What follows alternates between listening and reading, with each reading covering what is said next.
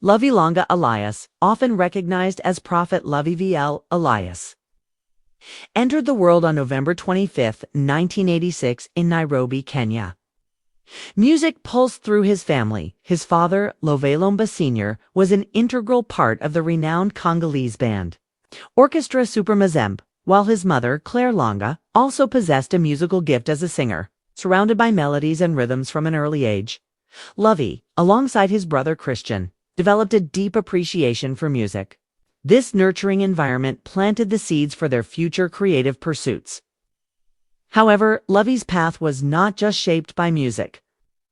At the tender age of 6, he recounted an extraordinary vision in which Jesus appeared to him, declaring his prophetic destiny. This pivotal moment would come to influence the direction of Lovy's life in profound ways, steering him toward a spiritual journey that would later define his legacy as he approached adulthood. Lovy's engagement with music became more pronounced. After completing his high school studies, he teamed up with his brother Christian and cousin Jean-Pierre Namona to form the group Longas, their unique blend of hip-hop and soukous, a genre rooted in African rhythms yet interwoven with modern sounds, resonated with audiences in Kenya. Songs like Dondosa and Piga Macau catapulted them to fame, marking them as innovative contributors to the contemporary Kenyan music scene. The group's rising popularity eventually led them to seek new opportunities abroad. In 2002, Lovy made the life-altering decision to move to the United States, an environment ripe with chances to advance his career. Once there, he shifted his focus toward music production, collaborating with well-known artists such as Jim Jones, Fat Joe, and Timbaland. His versatility extended to working with both secular icons like Snoop Dogg and gospel ensembles, like Donnie McClurkin's choir. Through these diverse collaborations, Lovy established himself as a talented producer, gaining recognition and financial success in the competitive American music industry. Yet in 2012, Lovy underwent a transformational spiritual awakening. Feeling called to a higher purpose, he chose to step away from secular music and dedicate his life to ministry. This decision marked the beginning of a new chapter as he founded the Revelation Church of Jesus Christ in Los Angeles. Serving as the senior pastor, Lovy directed his efforts toward prophetic teachings, spiritual counseling, and deliverance. Under his leadership, the church flourished both in physical gatherings and online.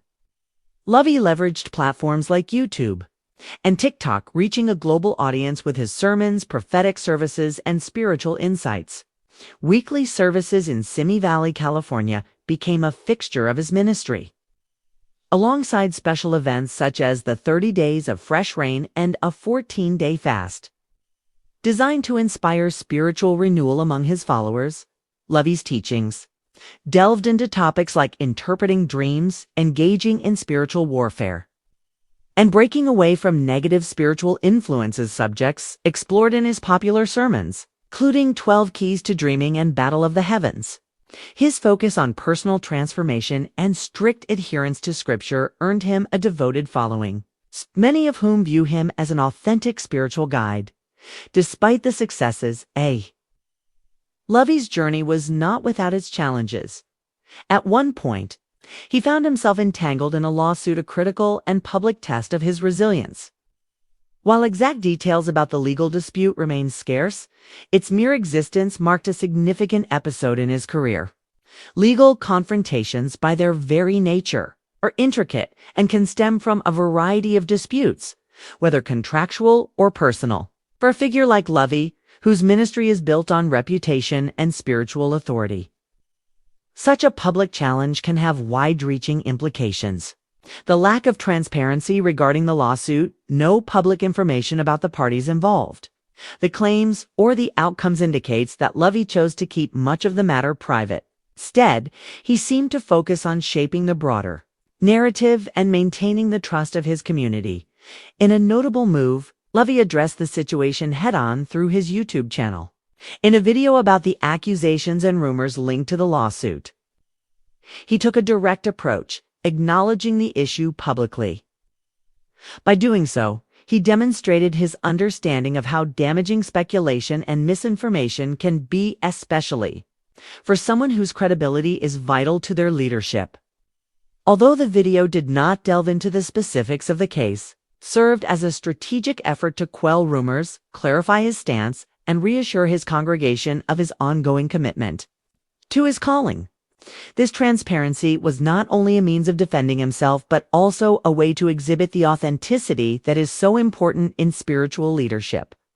Facing a lawsuit, particularly as a public figure, can be emotionally and financially draining. For Lovy, the emotional toll would have been substantial. Enduring legal scrutiny while continuing to guide a congregation requires immense strength. Public accusations, even if ultimately proven false, have the power to damage reputations and sow distrust. Lovy's decision to confront these issues publicly suggests he understood the importance of addressing concerns directly to safeguard the integrity of his ministry. Financially, legal battles can be a heavy burden. With costs arising from legal representation, court fees, and other related expenses. For a church dependent on community support and donations, such financial pressure could easily threaten its stability.